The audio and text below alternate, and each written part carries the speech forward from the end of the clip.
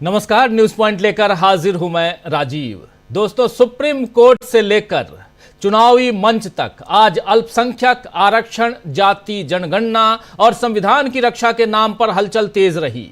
आज राहुल गांधी झारखंड में चुनाव प्रचार के लिए पहुंचे थे, जहां उन्होंने बीजेपी की आदिवासियों और अल्पसंख्यकों के विरोध वाली राजनीति से जनता को आगाह किया। आइए जरा सुन लेते हैं। राहुल गांधी सीधे आज पहली दफा चुनाव की घोषणा के बाद आज पहुंचे थे झारखंड, और झारखंड में इन्होंने बीजेपी की रणनीतियां और खासकर जो कुछ कर रही है उसकी जो राजनीति है उससे जनता को आगाह किया है। सुनिए जरा।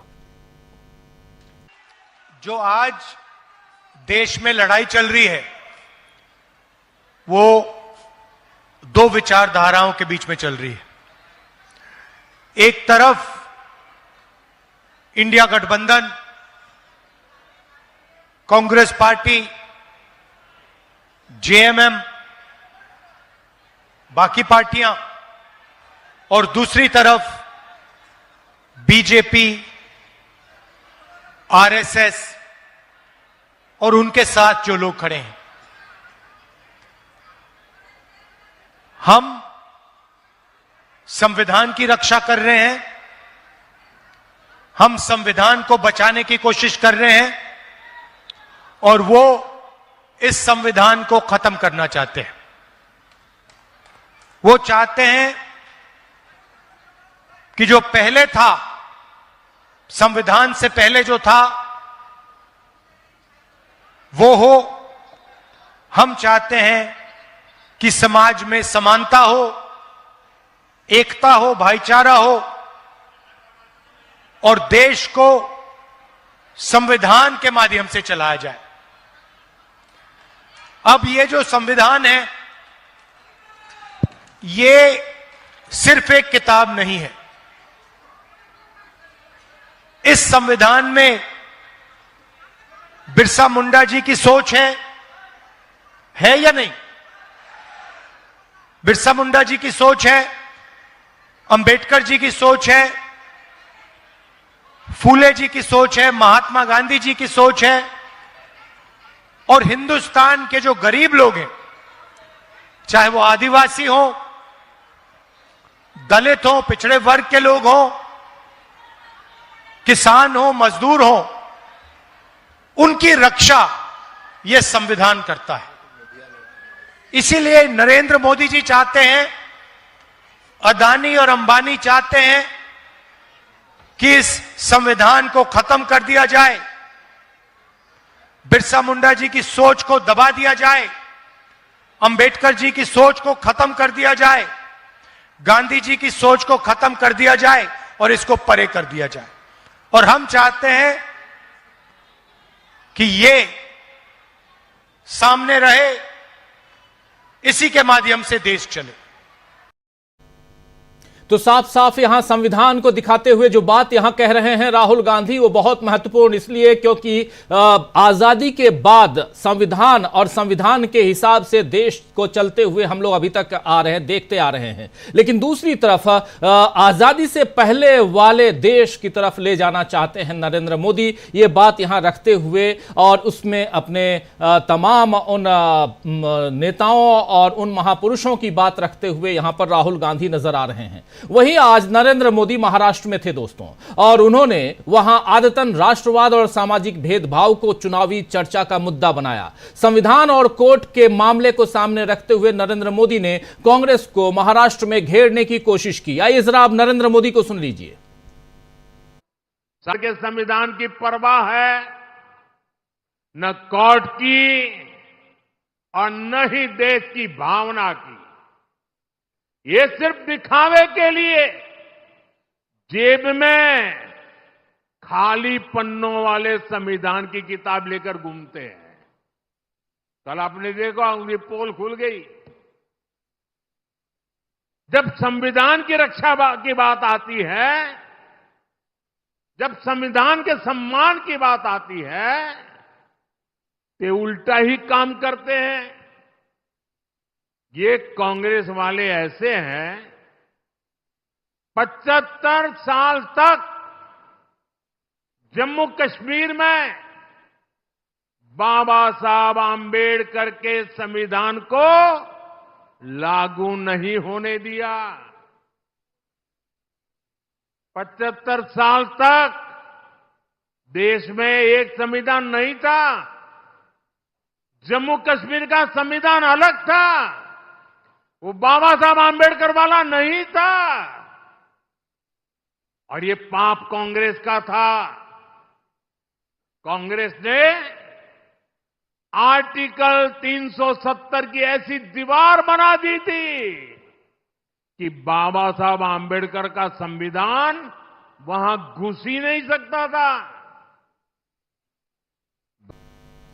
अब जरा कोई नरेंद्र मोदी से पूछे ये आर्टिकल 370 बाबा साहब के संविधान में है या नहीं है, इसकी दीवार कांग्रेस ने कैसे बनाई, तो साफ साफ यहां मिथ्या वचन यानी कहीं ना कहीं गुमराह करते हुए नजर आ रहे हैं नरेंद्र मोदी और जो बातें। लेकिन सबसे बड़ी बात कि नरेंद्र मोदी यहां पर जो राहुल गांधी जिस संविधान को दिखा रहे हैं, जिस किताब को दिखा रहे हैं, उसी के इर्द गिर्द नरेंद्र मोदी नजर आ रहे हैं। यानी नरेंद्र मोदी यहां राहुल गांधी के संविधान के मसले पर फंसे हुए नजर आते हैं। उधर जम्मू कश्मीर की विधानसभा में जब यहां अनुच्छेद 370 या आर्टिकल 370 की बात हो रही है, तो जम्मू कश्मीर की विधानसभा में अनुच्छेद 370 की बहाली और विशेष राज्य के दर्जे पर हंगामा लगातार चल रहा है। और इस मसले पर आज नरेंद्र मोदी ने जो महाराष्ट्र में कहा है कि कोई ताकत 370 वापस नहीं करवा सकती है, इस तरह की टिप्पणियों से जाहिर होता है दोस्तों कि बीजेपी हर जगह केवल अपने एजेंडे को लागू करने के लिए सत्ता में आना चाहती है। मोदी की तरह योगी भी अब बटेंगे तो कटेंगे को जगह जगह दोहरा रहे हैं। लेकिन अजीत पवार ने, जी हां, अजीत पवार ने जो उन्हीं के साथी हैं एनसीपी अजीत पवार गुट, उसने इस मसले पर साफ साफ कह दिया है कि यह नारा महाराष्ट्र में नहीं चलेगा, क्योंकि यह शिवाजी महाराज, ये अंबेडकर और यह महात्मा फुले की धरती है, महाराष्ट्र उत्तर प्रदेश नहीं है। अजीत पवार ने साफ कहा है कि दूसरे राज्यों से महाराष्ट्र की तुलना बिल्कुल ना करें। इस बयान से पता चलता है दोस्तों कि महायुति में यानी एनडीए में अब भयंकर घमासान मच चुका है। यह बात मैं इसलिए कह रहा हूं क्योंकि आज अजीत पवार ने यह भी कह दिया है कि मोदी उनके लिए प्रचार करने बारामती नहीं आएंगे। इधर नवाब मलिक ने भी साफ साफ कह दिया है कि हम अपने प्रचार में नरेंद्र मोदी की फोटो तक नहीं लगाएंगे। एनसीपी जिस तरह बीजेपी से किनारा कर रही है, उसके दो मतलब निकलते हैं दोस्तों। या तो अजीत पवार ने मान लिया है कि इंडिया गठबंधन जीत रहा है और इसीलिए उन्होंने बीजेपी से दूरी बनाना शुरू कर दिया है, या फिर मोदी अब जीत की गारंटी नहीं रहे तभी उनका चेहरा पोस्टर में नहीं रहेगा। इन सब के बीच एक बात और यह भी है कि शिंदे गुट के भी कई नेता अब अजीत पवार के सुर में सुर मिला रहे हैं, नवाब मलिक के सुर में सुर मिला रहे हैं। यानी महाराष्ट्र में जबरदस्त घमासान मचा हुआ है। महाराष्ट्र में बीजेपी के लिए केवल महायुति में पड़ी दरार ही मुसीबत नहीं है, बल्कि संविधान की रक्षा को लेकर अमित शाह ने जो बयान दिया है कि राहुल बाबा संविधान प्रचार का मुद्दा नहीं बल्कि आस्था और विश्वास का मुद्दा है, इसको लेकर भी वहां बवाल मचा हुआ। ये जरा सुन लेते हैं अमित शाह को भी। जब आपने मोदी जी को झेल लिया तो अमित शाह जी को भी झेल लीजिए, जरा सुन लीजिए। एनजीओ साथियों ने उनको एक संविधान की प्रत पकड़ाई। संविधान प्रचार का मुद्दा नहीं है राहुल बाबा, संविधान फेथ है, विश्वास का मुद्दा है। संविधान के नाम पर वोट मांगते हो और जालसाजी करते हैं लोग। आज महाराष्ट्र में एक सभा में संविधान की प्रतियां बांटी।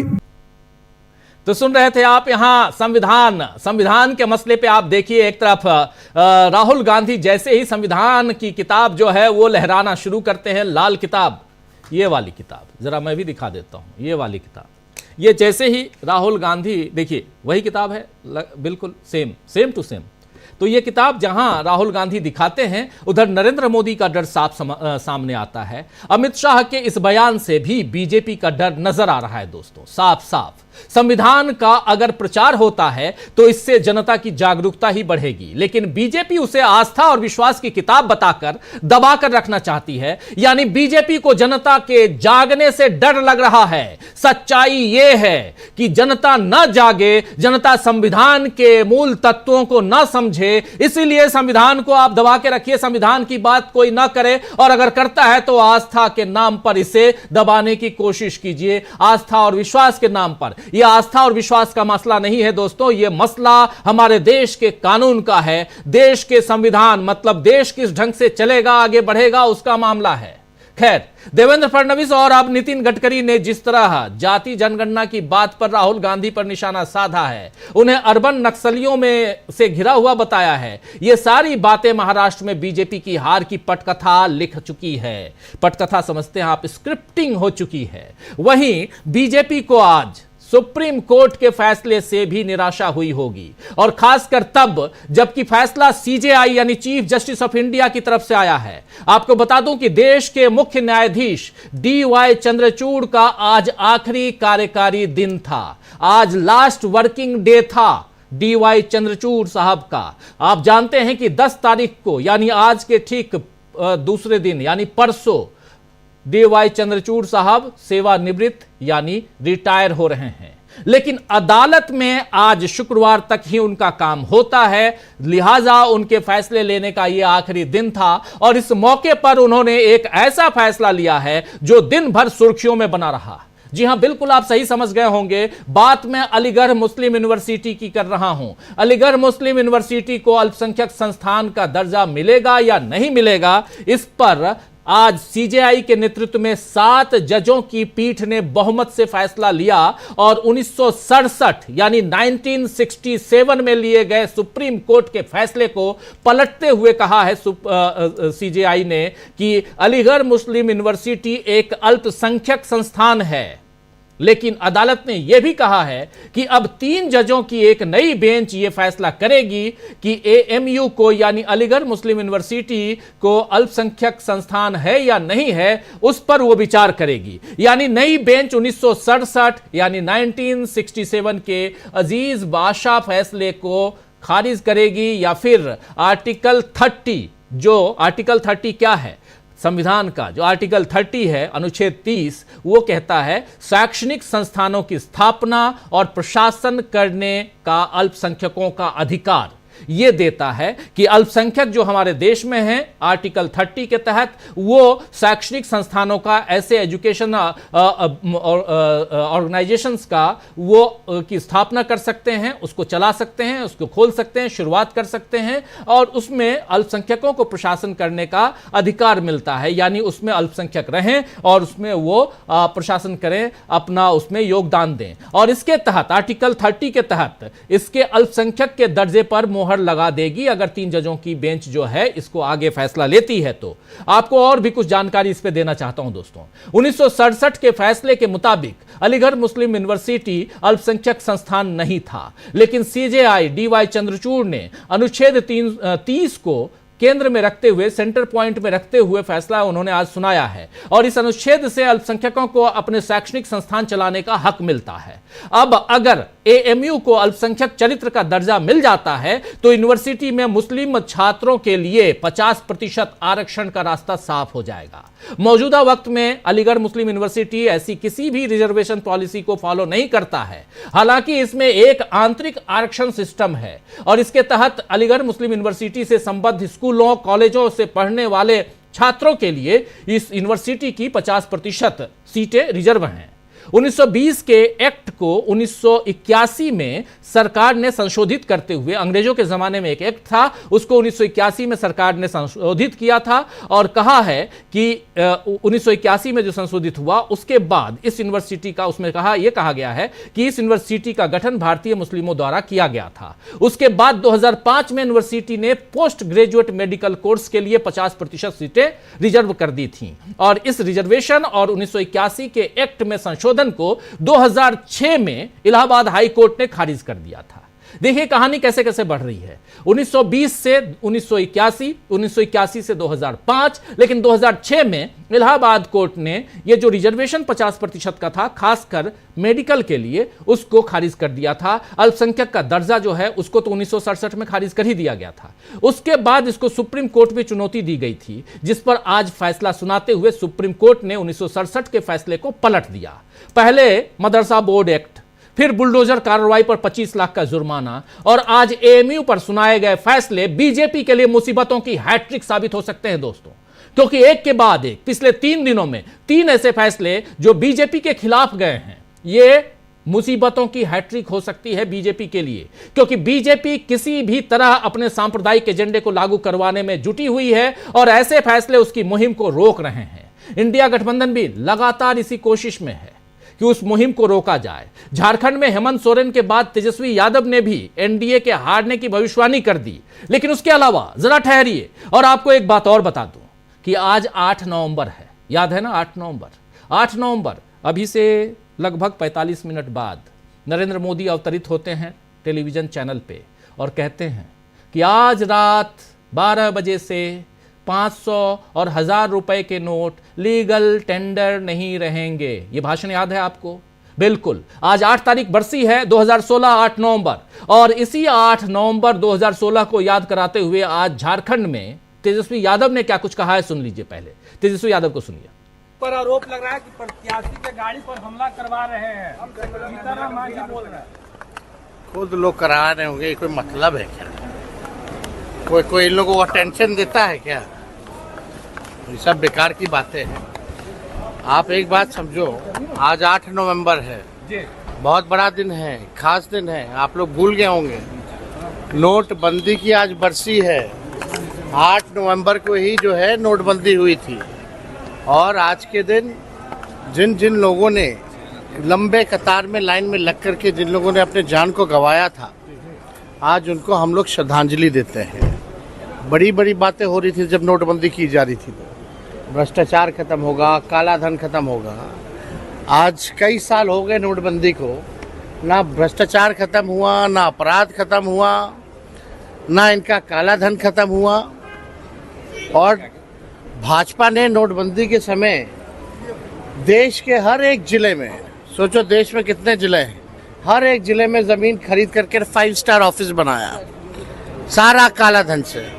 तो आज 8 नवंबर जो नोटबंदी की बरसी है, तो सुन रहे थे आप, यहां पर पोल खोल रहे हैं 8 नवंबर नोटबंदी की बरसी, और उस बरसी पर जो बातें यहां कह रहे हैं, रख रहे हैं यहां तेजस्वी यादव, बहुत पते की बात। और भाजपा ने इसके बाद क्या किया, हर जिले में अपने लिए 5 स्टार होटल की तरह 5 स्टार दफ्तर बनवा लिए। काला धन कहां गया ये बता रहे हैं यहां तेजस्वी यादव। झारखंड में चुनाव प्रचार के लिए तेजस्वी यादव पहुंचे थे, उसी झारखंड में उधर राहुल गांधी पहुंचे थे, और इधर उत्तर प्रदेश में भी उपचुनाव हो रहे हैं। उत्तर प्रदेश के उपचुनाव को लेकर अखिलेश यादव क्या कुछ कह रहे हैं। अखिलेश यादव साफ साफ बता रहे हैं कि बीजेपी की हार तय है। आइए जरा अखिलेश यादव को सुन लीजिए। देखिए, कह रहे हैं अखिलेश यादव, डरे हुए इंसान की सबसे बड़ी पहचान होती है उसकी नकारात्मक बातें। जिनके पास अपनी कोई उपलब्धि नहीं होती वो दूसरों की बात करते हैं। नकली मुस्कान असलियत नहीं छुपा सकती। अगर प्रतिशत में समझो तो 100 की 100। भाजपा उपचुनाव में हार रही 9 की 9। ये बात कह रहे हैं, अगर प्रतिशत में समझो तो 100 की 100, और भाजपा उपचुनाव में हार रही 9 की 9। लेकिन उधर उत्तर प्रदेश के ही मुखिया यानी योगी आदित्यनाथ क्या कह रहे हैं। योगी आदित्यनाथ को भी जरा सुनाना चाहता हूं, बहुत महत्वपूर्ण है। और योगी आदित्यनाथ से पूछा गया कि भाई आपने ये तारीख क्यों आगे बढ़वा दी। ये जो तारीख है, जो 13 तारीख को चुनाव होने थे उत्तर प्रदेश में, उसको आप बढ़ा के 20 तारीख क्यों करवा दिए। इस पर एक गजब की दलील दी है योगी आदित्यनाथ ने, उनको भी सुनाता हूं। लेकिन बीजेपी की हार जो है दोस्तों, वो तय बता रहे हैं यहां तमाम नेता। आपने सुन लिया राहुल गांधी को, आपने सुन लिया उधर तेजस्वी यादव को, आपने पढ़ लिया और सुन लिया अखिलेश यादव को। ऐसे तमाम नेता हैं, लेकिन आपने इन सब के बीच 2 बीजेपी के नेताओं की बाइट हमने सुनाई आपको। एक नंबर के नरेंद्र मोदी और दूसरे नंबर के अमित शाह। दोनों क्या बात कर रहे थे? दोनों बात कर रहे हैं संविधान की, और उसी संविधान को लेकर राहुल गांधी लगातार घूम रहे हैं। क्या फिर एक बार संविधान के मामले में बीजेपी यहां फंस चुकी है? राहुल गांधी ने संविधान के मसले पे, जाति आधारित जनगणना के मसले पे, इन सब पे फंसा दिया है फिर से इस चुनाव में बीजेपी को। अपने पिच पे ले आए हैं राहुल गांधी, ये समझेंगे। लेकिन उससे पहले एक बहुत ही शानदार दलील सुनाना चाहता हूं योगी आदित्यनाथ का, जरा वो सुन लीजिए। आपने देखा होगा ये चुनाव पहले 13 नवंबर को था। 13 नवंबर के बाद तिथियां टली, क्योंकि सभी लगभग कमोवेश सभी राजनीतिक दलों ने कार्तिक पूर्णिमा के स्नान को देखते हुए चुनाव आयोग से इस बात की अपील की थी कि 15 नवंबर की तिथि ध्यान में रखते हुए इसको आगे चुनाव किया जाए। भारत निर्वाचन आयोग ने जन आस्था का सम्मान किया, 20 नवंबर को चुनाव की तिथि तय की।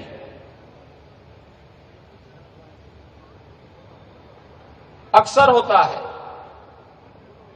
अगर चांद नहीं दिखाई देता तो ईद की तिथि बदल दी जाती है, सरकार छुट्टी उसी प्रकार से घोषित करती है। ऐसे ही गुरु पर्व के बारे में भी होता है, तब विरोध नहीं होता है। लेकिन जब हिंदू आस्था के प्रतीक किसी पर्व की तिथि, पर्व के महत्व को देखते हुए एक संवैधानिक संस्था के द्वारा तिथि में परिवर्तन किया गया, तो बहनों और भाइयों, जनता जनार्दन ने तो खुशी मनाई। बहुत दुखी मन से ऐसी बातें कर रहे हैं यहाँ योगी आदित्यनाथ जी। ये जब बातें सांप्रदायिक भेदभाव, ईद बकरीद और उसमें चांद दिखे तब आगे बढ़ा देते हैं, ये सारी चीज़ें कर रहे हैं। तो वैसे तो दिवाली भी इस बार 2 दिन मनाई गई, ये बात भी कर देते, बता देते।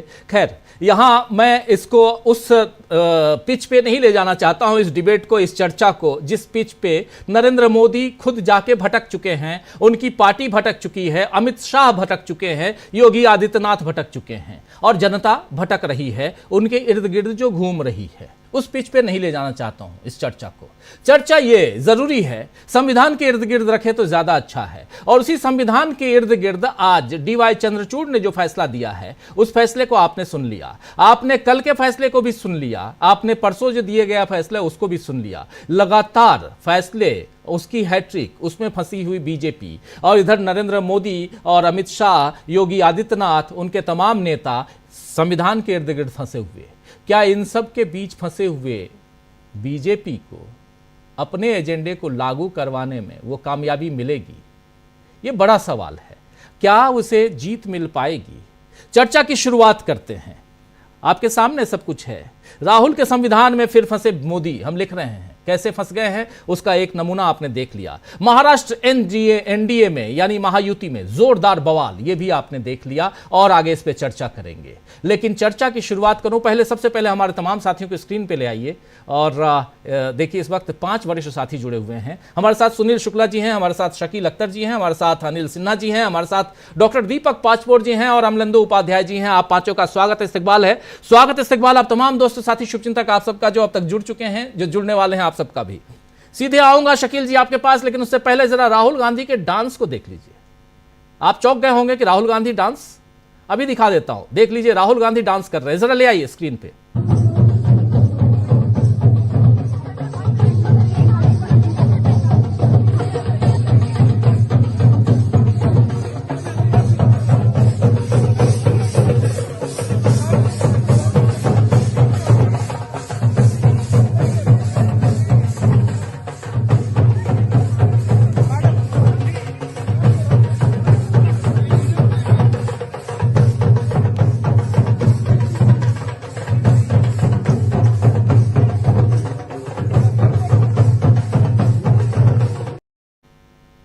शकील जी कैसा लगा राहुल गांधी का डांस? जी, ये लोक कलाओं के साथ इंदिरा जी भी इसी तरह साथ में मिलके उनके उल्लास में शामिल होती थी। सोनिया जी, प्रियंका जी और राहुल भी होते रहते हैं। ये बहुत ही अच्छी बात है कि जो जनजीवन है उसके साथ जुड़ना ये स्वागत के लिए होता है और स्वागत में ये करना बड़ी अच्छी बात होती है। लोगों के साथ इससे आपसी मेलजोल बढ़ता है। कांग्रेस की और राहुल की यही कोशिश होती है, मेलजोल बढ़े। दूसरी तरफ उनकी कोशिश होती है कि विभाजन बढ़े, बहुत बड़ा बेसिक फर्क है। देखिए, आज यहीं पे राहुल ने एक बहुत ही महत्वपूर्ण बात कही। उन्होंने कहा कि ये लोग चाहते हैं संविधान से पहले जो था वह हो, संविधान से पहले जो था वह हो। क्या था? यह सब दलित, आदिवासी, पिछड़ों को यथास्थिति में रखने के लिए। संविधान से पहले दलित, आदिवासी, पिछड़े ये सारे के सारे जो है यथास्थिति में रहते थे। कांग्रेस ने, संविधान ने इनको आगे बढ़ने का मौका दिया, प्रगतिशील, प्रतिगामी जो चक्र था उसको तोड़ा, और इसीलिए उसी जगह वापस ले जाने के लिए देखिए जो सारे नारे हैं पहले योगी आदित्यनाथ का बटेंगे तो कटेंगे, अब उसको प्रधानमंत्री ने थोड़ा सा मॉडरेट करने की कोशिश करके एक है सेफ है। ये सब क्या है? ये यही है कि दलित, आदिवासी, पिछड़े, आपको जिस स्थिति में रखा जाए आप वही रहिए। इसके पहले एक शब्द लाए थे बड़ा इंपॉर्टेंट, समरसता। इस पे हमने बहुत लिखा और बोला, समरसता भी वही शब्द था। इन सबका मतलब होता है कि चलाएंगे हम समाज की व्यवस्था को, और उस समाज की व्यवस्था में आपका जो स्थान है आप वहीं रहिए, हमारे साथ जुड़ के रहिए, एक रहिए, हमारे साथ मिलके रहिए, लेकिन हम जिस स्थिति में रखें। हम आपको बता दें, रामदास अठावले तो इनकी पार्टी में मिनिस्टर, इनकी सरकार में मिनिस्टर है, उन्होंने प्रधानमंत्री को खत लिखा था बड़ा जबरदस्त, और कहा था कि ये शब्द जो है ये दलितों के खिलाफ है। उन्होंने लिखा था कि हम लोग यूज करते हैं समानता, और वही सही शब्द है। अंबेडकर भी वही शब्द इस्तेमाल करते थे, समानता, समाज में समानता होना चाहिए। ये कहते हैं समाज में समरसता होना चाहिए। समरसता का मतलब यही होता है कि आप जो माहौल है, जो हमारी स्थिति है, उसमें आप बने रहिए। देखिए, शाब्दिक हिंसा जो होती है वो सबसे खतरनाक होती है, बिल्कुल। और इस शाब्दिक हिंसा ने ही इस देश में इतना जो है लिंचिंग और लोगों को मारना, लोगों को तोड़ना, ये सब शुरू किया है। और दूसरी तरफ राहुल क्या कहते हैं? वो जोड़ने की बात करते हैं, भविष्य की। आज देखिए कि राहुल ने 2 पत्र लिखे, एक डोनाल्ड ट्रंप को जो जीते हैं, और एक कमला हैरिस को जो हारी है। और राहुल ने क्या कहा? ट्रंप से उन्होंने कहा कि आपके भविष्य का विजन, मतलब भविष्य की बात कर रहे हैं। हमारे यहां ये लोग अतीत की बात करते हैं, पीछे ले जाने की बात करते हैं, प्रतिगामी। राहुल कह रहे हैं भविष्य की बात जो आप कर रहे हैं अच्छी बात है, मैं समर्थन करता हूं उसका। और कमला हैरिस से कह रहे हैं कि आपने उपराष्ट्रपति रहते हुए जो लोगों को जोड़ा, मैं उसके साथ। यह है राहुल की सोच, भविष्य की बात, लोगों को जोड़ने की बात। लेकिन ये क्या कर रहे हैं? आपने आज देखा कि प्रधानमंत्री मोदी, गृह मंत्री अमित शाह संविधान के इर्द गिर्द आ गए। क्यों? क्योंकि राहुल का संविधान का मुद्दा क्लिक कर गया है, वो जनता तक पहुंच गया है। जनता पूछने लगी है कि संविधान से पहले की स्थिति क्या थी। जब संविधान नहीं था, 1950 में देश आजाद नहीं हुआ था, तब क्या था? मनुवाद था। आज जो सामाजिक न्याय की बात हो रही है, उस सामाजिक न्याय का पार्ट 2 राहुल शुरू कर रहे हैं, जाति गणना करो। सामाजिक न्याय को और आगे बढ़ाने की बात, कि जो हिस्सेदारी है वो इससे तय हो कि भाई किसका कितना हिस्सा है, कितना किसका भाग है, कौन कितनी संख्या में मौजूद है। बिहार में करवा दिया जब कांग्रेस सरकार में शामिल थी, आरजेडी की सरकार में शामिल थी नीतीश कुमार से, कर्नाटक में और तेलंगाना में हो रहा है। ये जाति गणना जिस दिन हो जाएगी, उस दिन जो है मोदी जी और अमित शाह के पास जवाब देने के लिए कुछ नहीं होगा। आज इसीलिए वो विभाजन की राजनीति को तेज कर रहे हैं। ये जो बटेंगे तो कटेंगे, एक ही है सेफ है, ये सिर्फ इसीलिए है कि दलित, पिछड़े, आदिवासियों को डरा के रखा जा सके। और अब उन लोगों ने डरने से मना कर दिया, क्योंकि राहुल जो है डर के खिलाफ बात कर रहे हैं। और आपने देखा कि आज जो है राहुल जब संविधान दिखा के बोलते हैं तो लोग कहते हैं हां, इससे पहले हमारी स्थिति खराब थी। और ये किस स्तर पे आ गए, कहते संविधान की जो किताबें वो खाली है, उसमें कुछ नहीं है, संविधान अपमान है, संविधान दिखा के वोट नहीं मांगे जा सकते हैं। अरे संविधान दिखा के तो देश का शासन किया था, वोट कैसे दिए जाएंगे यही तो संविधान में था। संविधान सभा की हमें लगता नहीं है कि बहसें इन्होंने पढ़ी होंगी, जो संविधान सभा में डिबेट्स होती थी इनके लोगों ने पढ़ी हैं, जो सलाहकार हैं, ब्यूरोक्रेट्स, इन्होंने जरूर पढ़ी होंगी। एक एक चीज पे बहस हुई थी कि वोटिंग राइट किसको मिलना चाहिए, और उसमें यह कहा गया था कि साहब ये जो अनपढ़ हैं, कम पढ़े लिखे लोग हैं, इन्हें नहीं मिलना चाहिए, ये नहीं समझ पाएंगे। और नेहरू खड़े हो गए तमतमा के। नेहरू का गुस्सा, नेहरू का जिन लोगों ने देश की आजादी के लिए अपनी जानें दी हैं, अपना सब कुछ छोड़ दिया, आप उन्हें वोटिंग राइट नहीं दे रहे हो। वोटिंग राइट पे सबसे पहला अधिकार उनका है, और आप केवल उनको वोटिंग राइट देने की बात कर रहे हो जिनका आजादी के योगदान में कोई हिस्सा नहीं है। वो हिस्सा आरएसएस का भी नहीं था, कोई हिस्सा नहीं था, उल्टे अंग्रेजों के साथ थे वो लोग। तो ये जो बातें हैं अब लोगों तक पहुंचने लगी हैं, और राहुल गांधी जिस तरह से ये बातें कर रहे हैं उसका असर हो रहा है। आप देखिए कि महाराष्ट्र में या झारखंड में आज वो जिस तरह अपनी कोई बात नहीं कर रहे, सिर्फ राहुल, सिर्फ कांग्रेस, सिर्फ संविधान।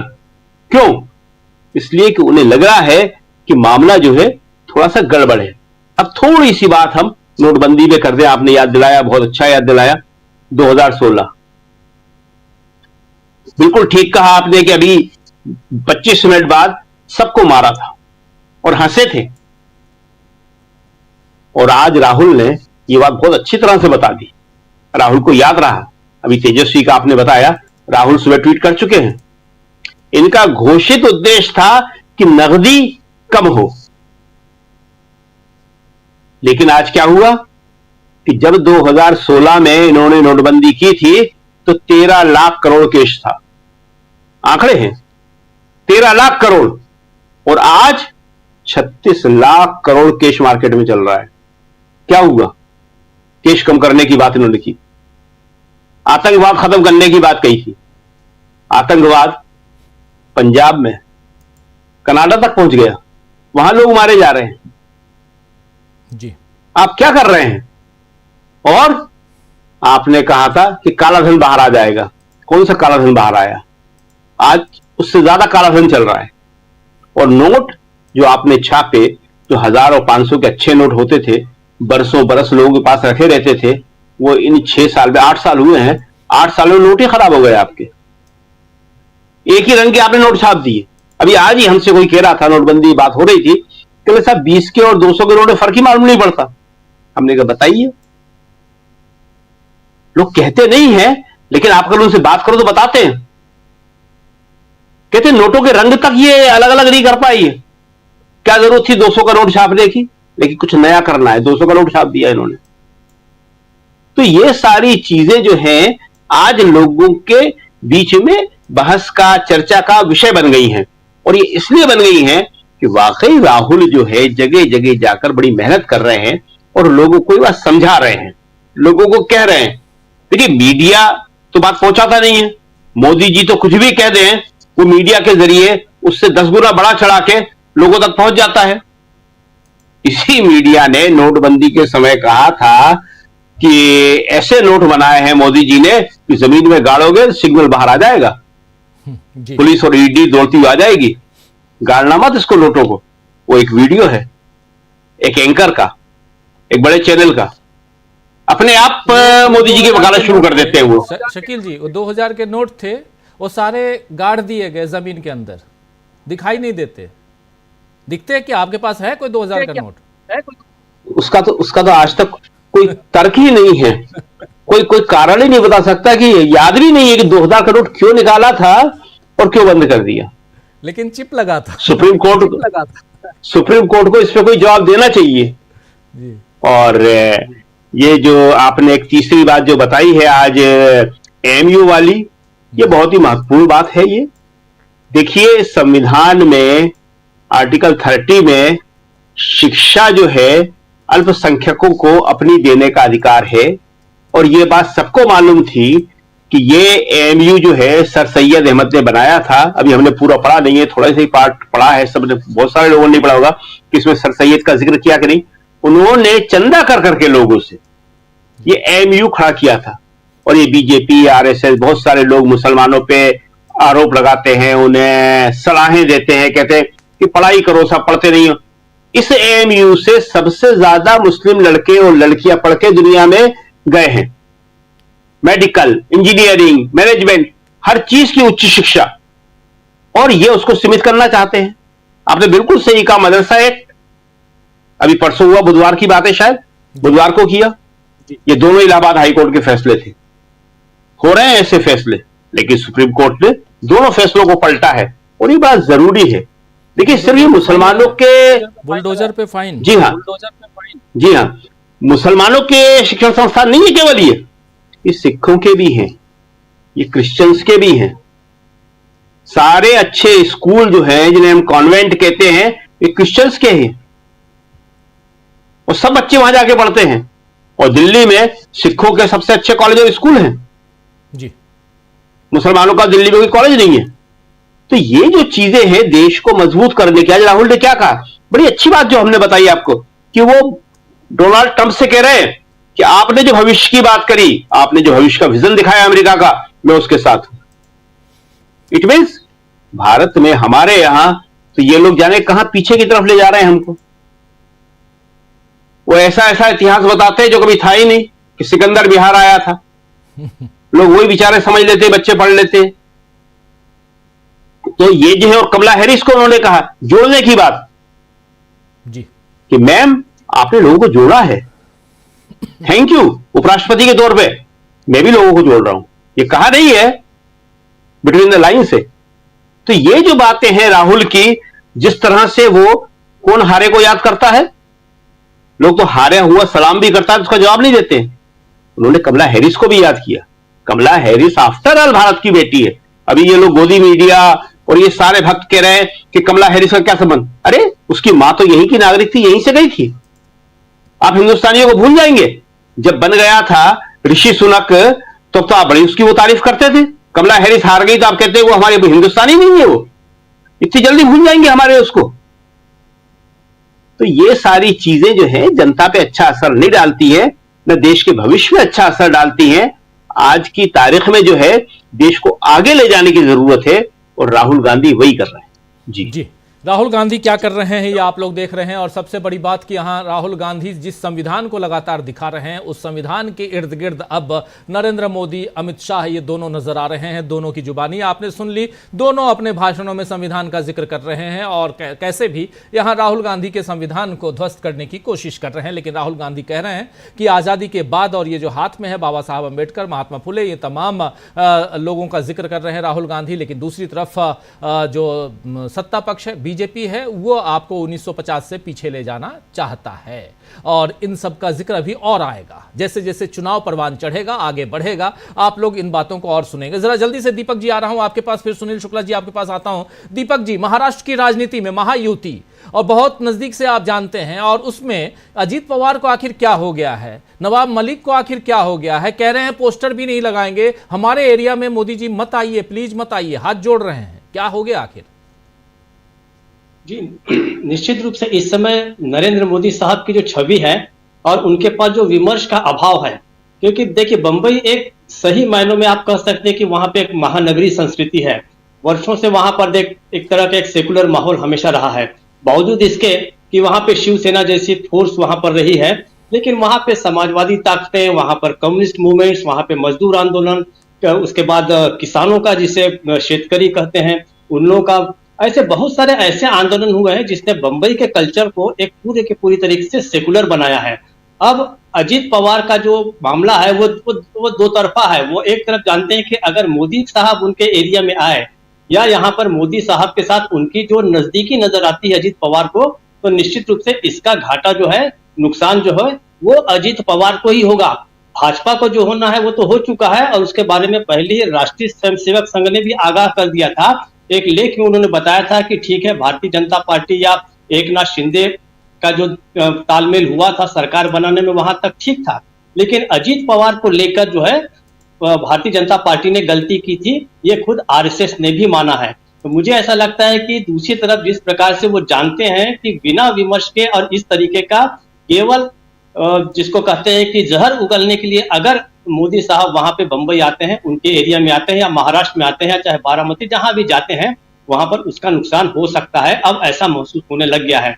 अब मोदी जो है वो ट्रम्प कार्ड नहीं रह गए हैं। ये अलग बात है कि उनके मित्र ट्रम्प उधर जीत चुके हैं अमेरिका में, वो एक अलग बात है, लेकिन अब वो भाजपा के ट्रम्प कार्ड बिल्कुल नहीं रह गए हैं और किसी प्रकार से नया विमर्श देने में अब वो सक्षम नहीं है। इसलिए वो बार बार उसी तरफ जा रहे हैं। अब संविधान के बारे में, हालांकि संविधान, आरक्षण, लोकतंत्र, ये सब जो है भाजपा और आरएसएस को कभी भी प्रिय विषय नहीं रहे हैं, लेकिन आज उनको कहना पड़ रहा है, इसके बारे में ये बताना पड़ रहा है कि संविधान के सबसे बड़े रक्षक जो हैं वो यही हैं। और हमको याद होगा 2024 का जब इलेक्शन खत्म हुआ, उसके बाद जिस समय जब शपथ ले रहे थे कांग्रेस के सांसद, तो उस समय भी वो संविधान की कॉपी दिखाकर शपथ ले रहे थे और उसके बारे में भी लोगों को, मतलब भारतीय जनता पार्टी के लोगों को आपत्ति हो रही थी। अब मोदी साहब जो कह रहे हैं कि बिना मतलब खाली किताब को दिखा रहे हैं, तो इसका कोई अर्थ नहीं है। संविधान जो है हर किसी के पास है। राहुल गांधी की सबसे बड़ी जो मुझे ऐसा लगता है कि उपलब्धि यह है कि उन्होंने इसको एक विमर्श बना दिया है कि संविधान के आधार पर ही ये देश चलेगा और ये सरकार जो है उसको भी संविधान को मानना पड़ेगा। अब देखिए, संविधान और लोकतंत्र और आरक्षण, ये सारी जो बातें हैं, धर्मनिरपेक्षता की बातें हैं, उसका असर मुझे तो लगता है कि सुप्रीम कोर्ट के पिछले 2-3 डिसीजंस में भी हुआ है। अभी अलीगढ़ मुस्लिम विश्वविद्यालय का चाहे मामला हो, चाहे उसके बाद पहले मदरसा एक्ट का जो मामला हो, उस समय कोर्ट भी इस चीज को लेकर सतर्क हुआ है कि अगर हम कोई ऐसा निर्णय देते हैं तो सीधे सीधे बात की जाएगी। और खासकर जो मुख्य न्यायाधीश हैं चंद्रचूड़ साहब, वो चाहते हैं कि उन्होंने गणेश पूजा के वक्त मोदी साहब को बुलाकर जो गलती थी, वो जो कालिक है थोड़ी सी धुल जाए। और जाते जाते मैं निश्चित रूप से ऐसे निर्णय, मैं ये नहीं कहता कि उसके कारण वो कह रहे हैं, लेकिन वो अपनी इमेज भी उनकी जो है थोड़ी बहुत वो सुधारने की उन्होंने शायद कोशिश की होगी। हालांकि वहां पे बहुमत था, बाकी न्यायाधीश भी जो है इसी एक साथ ही उन्होंने बहुमत से फैसला दिया हुआ है। लेकिन ये एक अच्छी बात है। मुझे ऐसा लग रहा है कि अब ये सारी चीजें जो है असर कर रही हैं।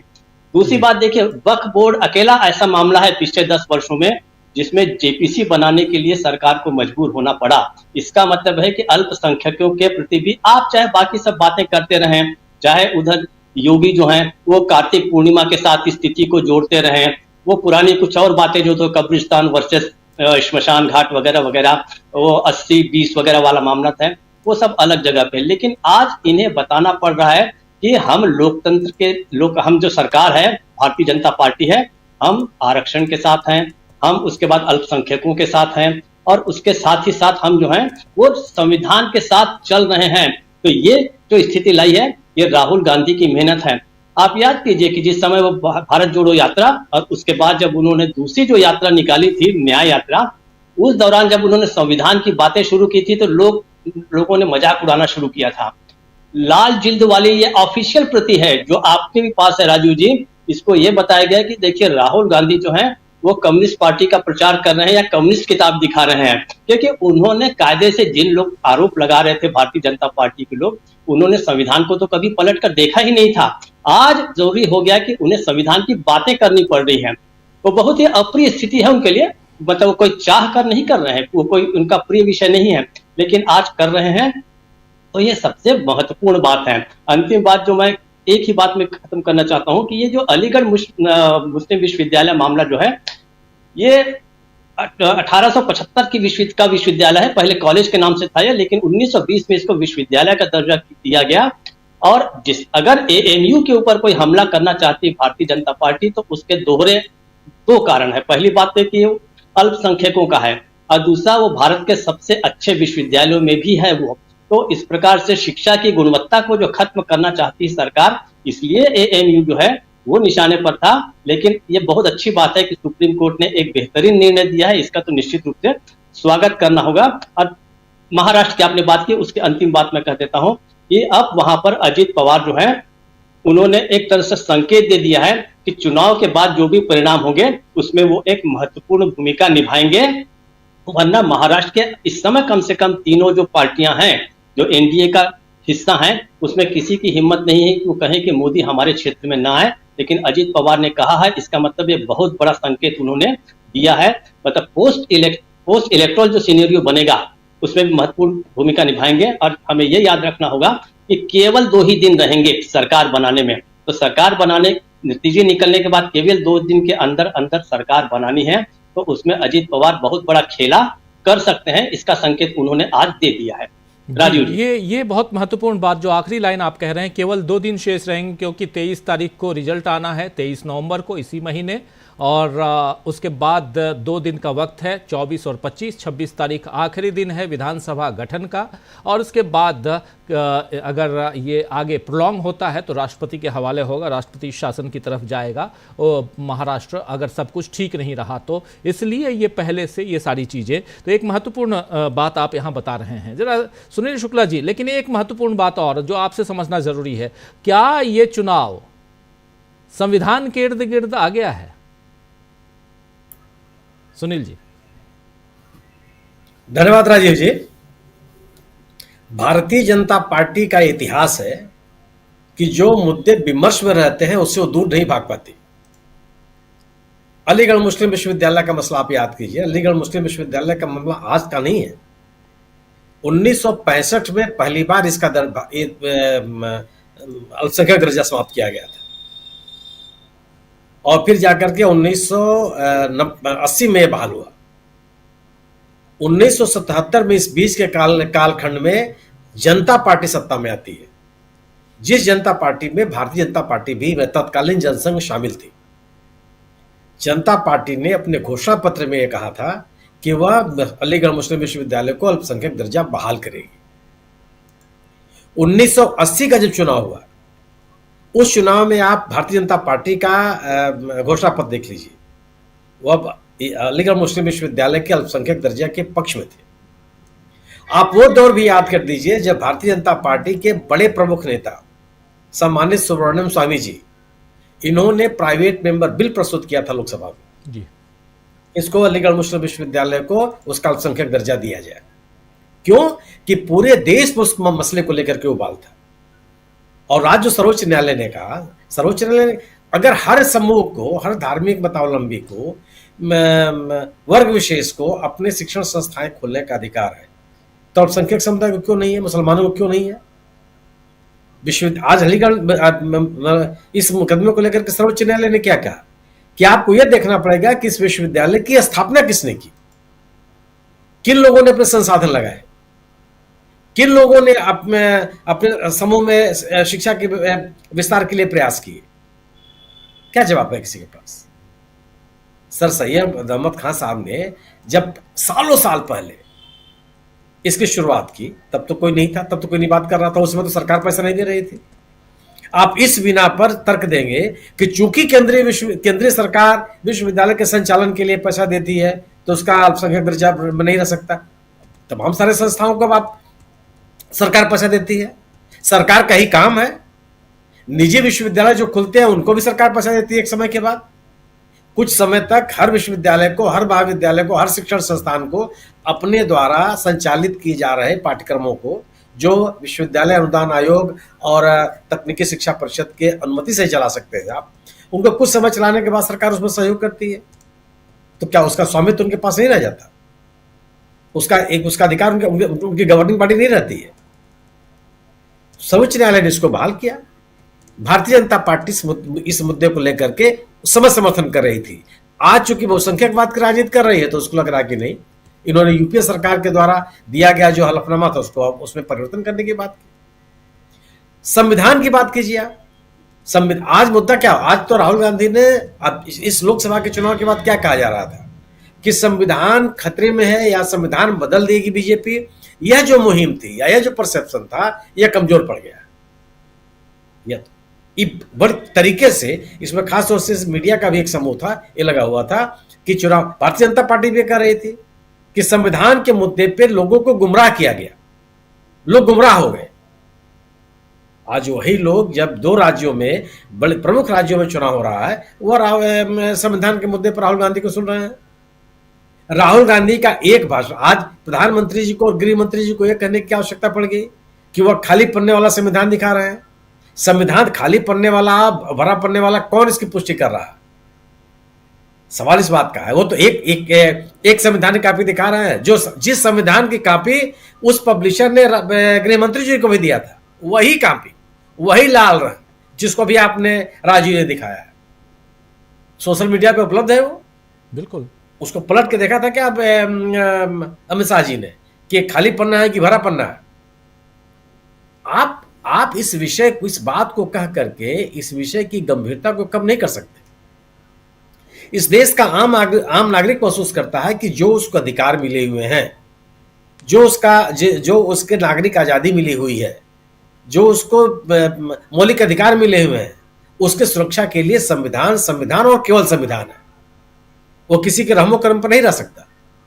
और राहुल गांधी ने बड़े तरीके से इस बात को लोगों के बीच में रखा है, जो पिछले अभियान से शुरू होकर के आज भी उनकी बात लोगों के बीच में इसका असर दिखाई दे रहा है। भारतीय जनता पार्टी इस मुद्दे से कैसे बच पाएगी? उसको बोलना पड़ेगा, क्योंकि जिन मुद्दों को संविधान के से जुड़े हुए जिन मुद्दों को लेकर के राहुल गांधी लोगों के बीच में जा रहे हैं, वो लोगों को अपील कर रही है। वो कह रहे हैं कि अगर आपका आरक्षण आपको बचाना है तो संविधान से बचाना पड़ेगा। वो कह रहे हैं कि अगर आपको अपनी आजादी बचानी है, मौलिक अधिकार बचाने हैं, तो उसके लिए संविधान एक रास्ता है। वो कह रहे हैं कि जो संविधान हमारे महापुरुषों ने जो सपने देखे थे उसका प्रतीक है। कोई कैसे इनकार कर सकता है?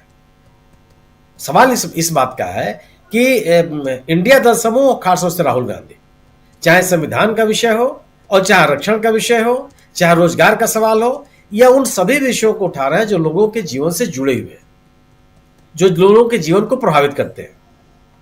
इस बात का अगर आप जवाब नहीं देते तो आपके द्वारा खड़े किए जा रहे जो कृत्रिम मुद्दे हैं वो लोगों को विषयांतर नहीं कर सकते। राहुल गांधी कह रहे हैं कि आप आदिवासियों की जो स्थिति है उसको बेहतर कीजिए, जल जंगल जमीन की बात कीजिए, आप उसमें कोई अतिक्रमण नहीं होगा। वो कह रहे हैं कि सरना, हेमंत सोरेन कहते हैं कि सरना जो कोड है उसका पालन कीजिए, उसको आप मान्यता दीजिए, उसके पक्ष में आप खड़े होइए। आप उसकी बात करने के लिए तैयार नहीं है। लेकिन इंडिया दल समूह चाहे महाराष्ट्र में और चाहे झारखंड में, इन दोनों राज्यों में कम से कम इस बात के लिए उनको श्रेय दिया जाना चाहिए कि उन्होंने लोगों के जीवन से जुड़े हुए सवालों को ही विमर्श में रखा है, और इन सवालों का काट बीजेपी के पास नहीं है। अगर प्रधानमंत्री जी चाहे भारतीय जनता पार्टी के वरिष्ठतम नेता संविधान के सवाल पर बोलने के लिए मजबूर हो रहे हैं, यह इस बात का संकेत है कि इंडिया दल समूह अपने मुद्दों को लेकर के लोगों के बीच में एक विश्वास बनाने में कामयाब रही है। अगर आप सोचिए कि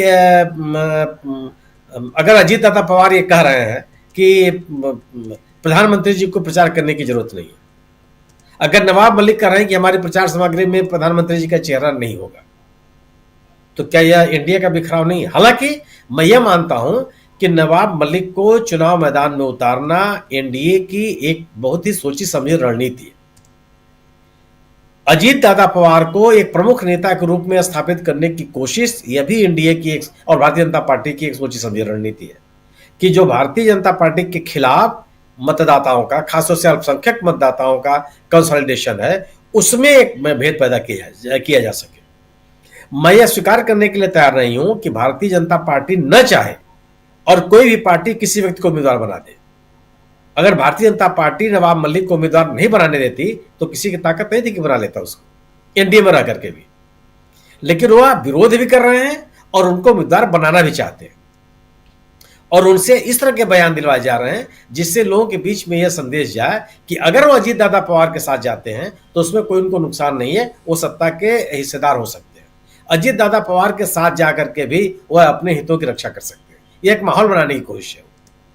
बावजूद इसके अजीत दादा पवार की बातों से कम एनडीए के में जो आपसी समझ है या आपसी टकराव है, ये भी परिलक्षित होता है।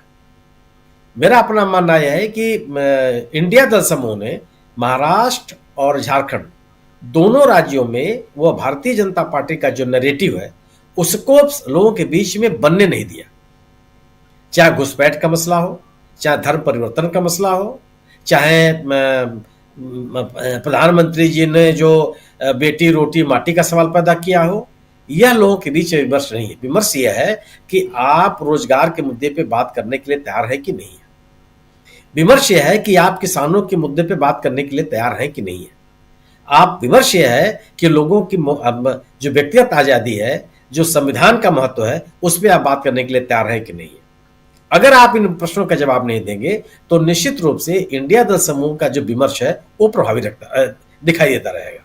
जी बिल्कुल, आप सही कह रहे हैं। इंडिया गठबंधन और यहाँ संसद और संविधान, ये बहुत सारी चीज़ें हैं, लेकिन सबसे बड़ी चीज़ संविधान और संविधान के इर्द गिर्द क्यों उलझा हुआ है मसला, और खासकर बीजेपी के लिए फिर से इस चुनाव में संविधान सामने आकर खड़ा हो गया है। जिस आर्टिकल 370 की बात नरेंद्र मोदी कर रहे थे कि उसकी दीवार खड़ी कर दी थी, और उसी आर्टिकल को अगर आप खोजेंगे तो वो कांग्रेस के किसी संविधान में नहीं है, वो देश के संविधान में, उसी संविधान में है जिस लाल किताब को लेकर राहुल गांधी बार बार दिखाते हैं। ये वही लाल किताब है और इसके अंदर वही सब कुछ है। अगर देखेंगे तो ये वही है, सारे आर्टिकल्स हैं इसमें।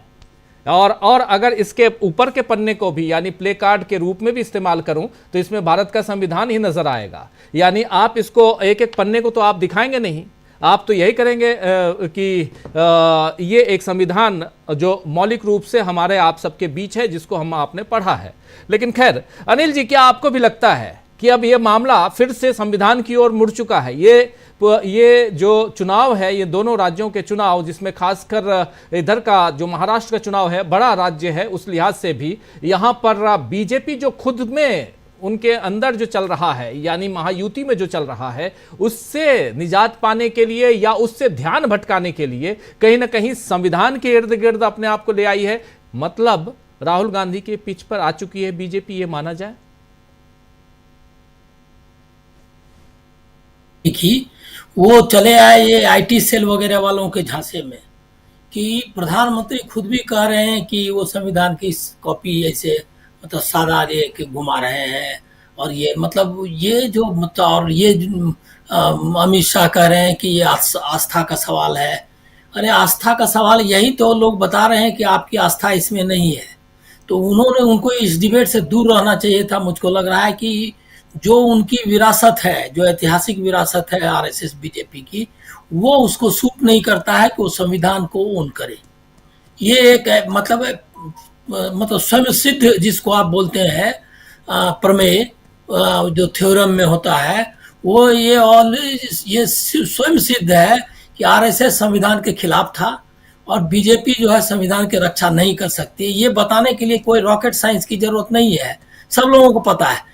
अब इस डिबेट में आकर के ये घुसना और इसके बाद राहुल गांधी और कांग्रेस को बताना, ये हास्यास्पद है, क्योंकि वो ये कर नहीं सकते।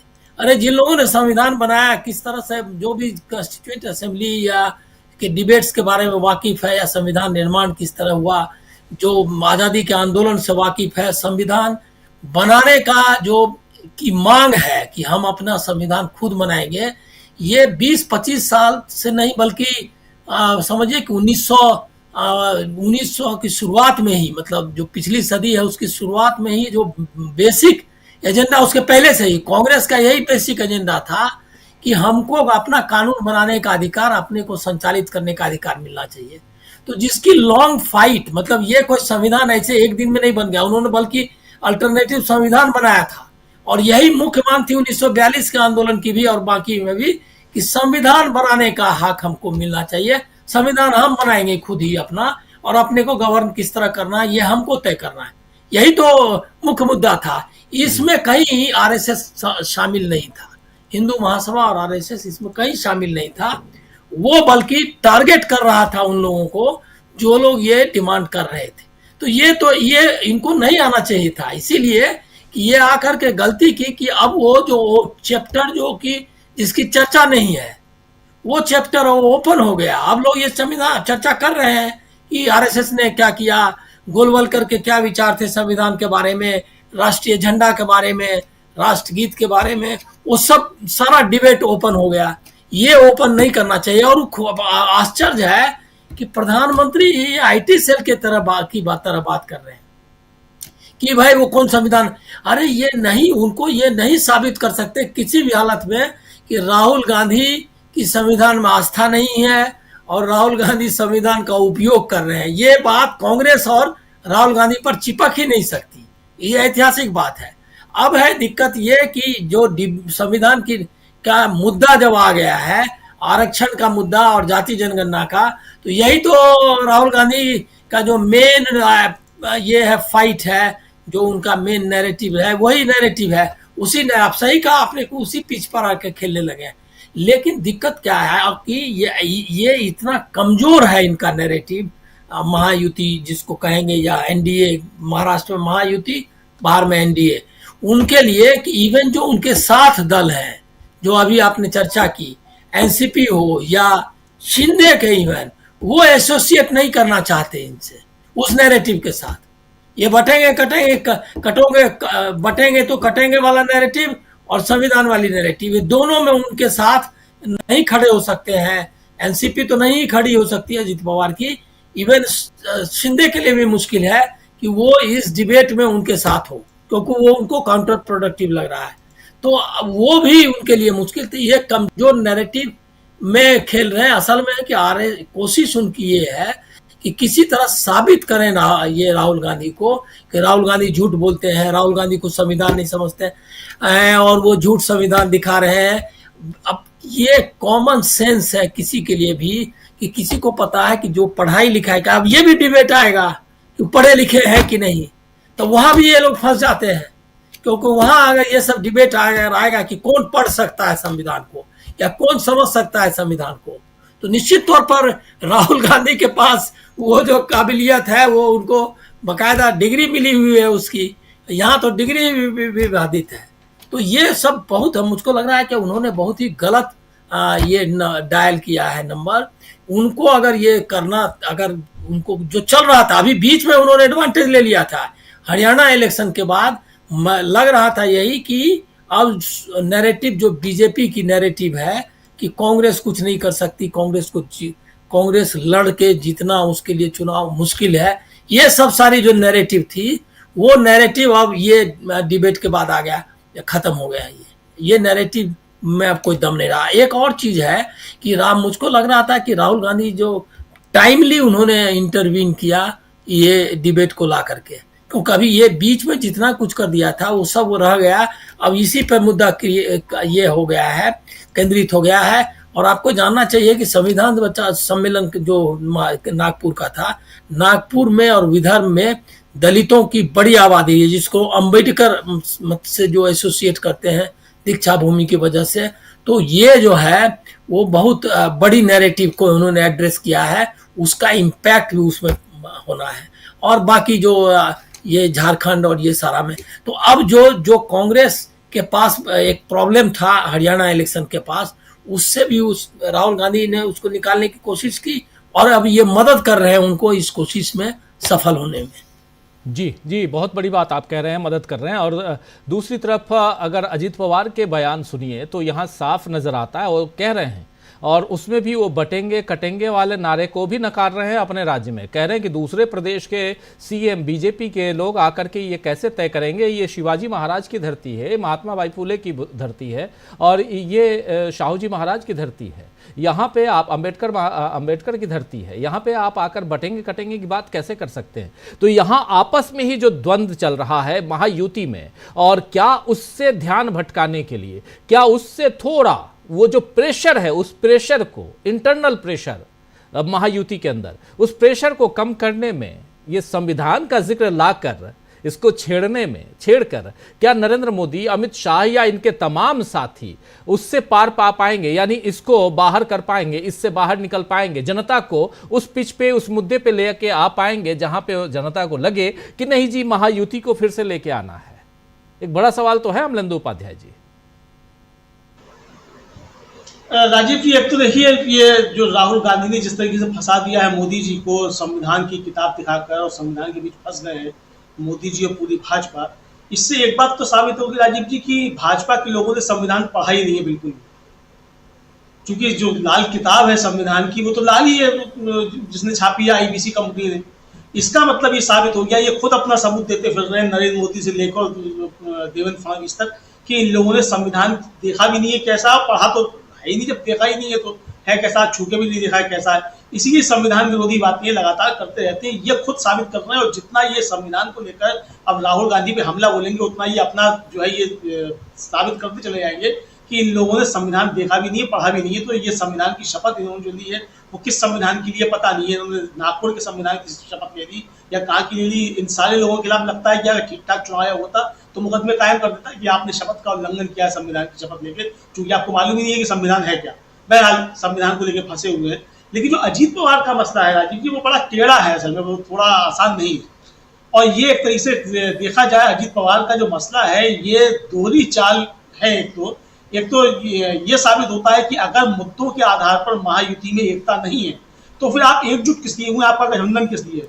क्या आपने सुना कि उद्धव ठाकरे किसी और बात कर रहे हो किसी मुद्दे पे, शरद पवार कुछ और बात कर रहे हो, राहुल गांधी या वहाँ के नाना पटोले और वो जो बजेटीवार हैं वो कुछ अलग बातें कर रहे हो? सब एक सुर में एक सी बातें कर रहे हैं, यानी कि मुद्दों के आधार पर उनकी एकता है और उनकी कॉमन गारंटीज भी आ चुकी है। महायुति में ऐसा क्यों नहीं है कि एकनाथ शिंदे, अजीत पवार और नरेंद्र मोदी और देवेंद्र फडणवीस एक ही भाषा बोले और एक मुद्दों पर एक ही बात करें? इसका मतलब साफ साफ है कि मुद्दों के आधार पर आपकी कोई एकता नहीं है। या तो आप सरकार बनाने के लिए सत्ता में इस तरीके से आ जाएं, इसके लिए एकजुट हो रहे हैं, या तो ये है। और अगर ऐसा नहीं है और आपकी एकता है मुद्दों के आधार पर भी, अगर आप ये कहना चाहते हैं, तो फिर राजीव जी ये जो है फिर वो एक तरीके से कहा जाए कि मिली भगत करके किया जा रहा है। नवाब मलिक से बयान दिलवाना कि अजीत पवार किंग मेकर होंगे। अजीत पवार का कहना है कि मोदी जी जो है जो कह रहे हैं कि वो योगी जी जो कह रहे हैं बटोगे तो कटोगे, और ये महाराष्ट्र स्वीकार नहीं करता है। ये एक तरीके से उन मतदाताओं को भरोसा दिलाना है जो शरद पवार के मतदाता हैं, उन्हें भरोसा दिखाना कि हमने जो है शरद पवार की जो पॉलिसीज थी उनको नहीं छोड़ा है। और हम अगर इस लिए पहुंचते हैं, किंग मेकर बनते हैं, तो हम दूसरी तरफ पलटी भी मार सकते हैं, यानी हमको ज्यादा से ज्यादा जिता दो और शरद पवार को ज्यादा से ज्यादा नुकसान पहुंचा दो। इस रणनीति पे भाजपा काम कर रही है और ये मिली भगत एक तरीके से हो रहा है। अब आप देखिए कि नवाब मलिक को लेकर जिस तरीके से पहले बातें कही जा रही थी, भाई बीजेपी ने वापस तो लिया नहीं नवाब मलिक के खिलाफ कोई आरोप, या तो बीजेपी वापस ले लेती, देवेंद्र फडणवीस माफी मांग ले, वो भी नहीं हो रहा है। अजीत पवार कह रहे हैं कि हम तो उनके लिए जाएंगे चुनाव प्रचार में। तो भाई जब जाएंगे आप चुनाव प्रचार के लिए, महायुति के कैंडिडेट है तो मोदी जी को भी जाना चाहिए, फिर आप क्यों कह रहे हैं कि हमारे लिए मोदी जी नहीं आए? तो यानी ये दिखाने की कोशिश की जा रही है कि भारतीय जनता पार्टी का जो सांप्रदायिक एजेंडा है उसके साथ अजीत पवार नहीं है। लेकिन अजीत पवार फिर क्यों है फिर महायुति के साथ? अगर मान लीजिए सरकार बनती है महायुति की, अजीत पवार उसमें शामिल होते हैं और भाजपा वहां ये सारे काम लागू करती है, तो क्या अजीत पवार का उसको समर्थन नहीं होगा? ठीक इसी तरीके से राजीव जी, जैसे केंद्र में मोदी जी की सरकार है, इसके निर्णयों को क्या नीतीश कुमार या चंद्रबाबू नायडू की सहमति नहीं है? अगर नहीं है तो कैसे ये चीजें लागू हो रही है? तो ये एक जो है धुप्पल देने की कोशिश, जो है मतदाताओं की यहाँ पे धूल झोंकने की कोशिश ये की जा रही है अजीत पवार और बीजेपी की तरफ से मिलकर रही। जी जी बिल्कुल, अजीत पवार बीजेपी और ये फंसे हुए यहाँ पर दिखाई देते हैं। और उसके आगे अगर देखा जाए तो संविधान कहीं ना कहीं सामने खड़ा हो जाता है। क्या सही कह रहा हूँ शकील अख्तर जी? संविधान का मामला, हम लोग भी कह रहे थे कि लोकसभा चुनाव के बाद अब संविधान को किनारे रखना चाहिए, राहुल गांधी को लोकल मुद्दों पर बात करनी चाहिए। लेकिन शायद यहाँ राहुल गांधी सही नज़र आ रहे हैं और वो संविधान के मसले को सामने लाकर इस ढंग से खड़ा कर चुके हैं कि अब नरेंद्र मोदी को, अमित शाह को, उनके तमाम लोगों को ये बटेंगे कटेंगे सब किनारे हो गया। अब संविधान सामने है और संविधान किसका सही है किसका गलत है, कौन संविधान का सच्चा सिपाही है, ये सारी बातें अब सामने आ रही हैं। और ये इन्हीं बातों को तो यहाँ नरेंद्र मोदी और अमित शाह कहते हुए नजर आते हैं। क्या घेर लिया है राहुल गांधी ने? राजीव जी, गरीब का तो सबसे बड़ा सहारा संविधान ही है। दलित को आज 1947 के बाद 2024 तक इस स्थिति में लाया है तो संविधान ही है। सबको मालूम है कि आईएएस ऑफिसर्स में जो दलित आए हैं वो संविधान की वजह से आए हैं। संविधान ने उन्हें आरक्षण की व्यवस्था दी और उस आरक्षण के तहत वो आए हैं। आदिवासी आए हैं, आईपीएस में आदिवासियों का बहुत बड़ा तादाद है, मीणाओं का। तो ये सब संविधान की वजह से ही है। आज का दलित जो है 1947 और 2024 में जो जमीन आसमान का अंतर आया है, जो शिक्षा में अंतर आया है, जो नौकरियों में अंतर आया है, जो महानगरों में वो सब जगह सबके साथ मिलजुल के रह रहे हैं, वो संविधान की वजह से ही तो आया है। तो उस संविधान को वो कैसे छोड़ सकते हैं? और राहुल जब संविधान की बात करते हैं तो आपने देखा कि अभी लोकसभा के चुनाव में दलितों का वोट का एक बड़ा हिस्सा जो है वो कांग्रेस को गया, यूपी में कांग्रेस समाजवादी पार्टी को गया। संविधान तो सबसे महत्वपूर्ण है ही। क्यों? क्योंकि मान लीजिए संविधान नहीं है तो क्या है, ये दलित को और ज्यादा चिंतित कर देता है, पिछड़ों को भी कर देता है, आदिवासियों को भी करता है। अगर संविधान नहीं है तो कोई दूसरा संविधान नहीं है उसके बदले सीधा मनुवाद है, यथास्थितिवाद है। देखिए एक बात हम आपको बताएं कि जो बीजेपी मुसलमानों के खिलाफ इतना बोलती है, ये माहौल खड़ा करती है, कब्रिस्तान और शमशान की बात करती है, कपड़ों से पहचान लो और दुनिया भर की जो बातें करती है, वो सिर्फ एक आड़ लेती है मुसलमानों का। हम हमेशा इस बात को कहते हैं और हमारी बड़े साफ मान्यता है ये कि मुसलमान उसका असली निशाना नहीं है। असली निशाना तो उसका दलित, आदिवासी और पिछड़े ही हैं। भाई मुसलमान के पास तो न पहले कुछ था न अब कुछ है, उसने किसी का हिस्सा लिया नहीं है, उसको कुछ मिल नहीं रहा है, वो जहां है वहां है। लेकिन दलित की हिस्सेदारी बड़ी है, समाज व्यवस्था में बड़ी है, नौकरियों में बड़ी है, अर्थव्यवस्था में बड़ी है, पिछड़ों की बड़ी है, ये संविधान की वजह से बड़ी है, आदिवासियों की बड़ी है, संविधान की वजह से बड़ी है। ये जो है बीजेपी देना नहीं चाहती क्योंकि उसकी सोच जो है पूरी की पूरी यथास्थितिवादी है। वो यही चाहती है कि जैसे पहले रहते थे। हमने कहा समरसता पे हमने कई लेख लिखे हैं और अपने कई दोस्तों को हम कई बार थोड़ा गुस्सा भी होते हैं, उल्हाना भी देते हैं, जो जाने अनजाने में समरसता का प्रयोग कर जाते हैं। कांग्रेसी भी कर जाते हैं, कभी कभी लेफ्ट के भी कर जाते हैं, पत्रकार तो करते ही हैं। देखिए शब्दों का खेल जो है बीजेपी ने बहुत सोच समझ के चलाया है। सूडो सेकुलरिज्म, छद्म धर्म निरपेक्षता, लोग उस टाइम समझते नहीं थे क्या कह रहे हैं वो। ये जो शब्द लाए थे अडवाणी जी, ये सेकुलरिज्म पे, धर्म निरपेक्षता पे चोट करने के लिए लाए थे। और उसके बाद बहुत सारे लोग धर्म निरपेक्षता की बात करने से बचने लगे। क्यों? क्योंकि बीजेपी कहती थी सूडो सेकुलरिज्म, अपीजमेंट, मुसलमानों की बात करने से लोग बचने लगे, तुष्टीकरण। तो ये जो सारे शब्द हैं, सूडो सेकुलरिज्म, अपीजमेंट, समरसता, ये सब इसीलिए लाए जाते हैं। बीजेपी या आरएसएस कभी गरीब की बात नहीं करेंगे। गरीब की बात इंदिरा गांधी करती थी, गरीबी हटाओ, उनका एक नारा गरीबी हटाओ का नहीं होगा, वो इंदिरा गांधी करती थी। और यहां हम ये कह दें, ये याद आया हमें अभी अच्छी तरह कि थोड़ा कांग्रेस को भी नारों पे काम करना पड़ेगा। नारे जनता पे सीधा असर करते हैं। मैं कहती हूं गरीबी हटाओ, वो कहते हैं इंदिरा हटाओ, क्लिक कर गया था ये नारा इंदिरा गांधी का। तो कांग्रेस को थोड़ा इन सब चीजों के बारे में भी सोचना पड़ेगा। संविधान बहुत अच्छी बात है, लेकिन ये बहुत क्लियरली कांग्रेस के दूसरे लोगों को बताना पड़ेगा कि संविधान नहीं तो क्या, संविधान नहीं तो मनुवाद, सीधा सीधा। और ये बात बड़ी क्लियर बताना पड़ेगी कि असली निशाना इनका कौन है। असली निशाना इनके दलित ही है कि दलित की हिस्सेदारी कम हो। आप देख रहे हैं कि जो डायरेक्ट एंट्री हो रही है उसमें आरक्षण नहीं है, लेटरल एंट्री में उसी का विरोध हुआ था, लेटरल एंट्री का।